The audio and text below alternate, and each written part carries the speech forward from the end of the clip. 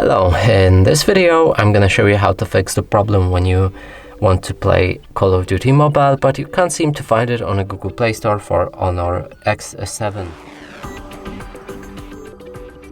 So let's open up our Google Play Store and try finding Call of Duty right here.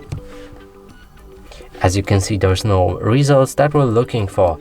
So to fix this, go back, click on your profile picture, navigate to the settings, reveal family, parental controls, and right here either disable parental controls entirely or go for apps and games, enter your PIN code, click OK and increase PG to at least 16. Make sure to save the settings afterwards, and now if we try to download the game again, it's right here. And that's it for this video. Hope you like it. Please consider subscribing to our channel, leave a like and a comment below.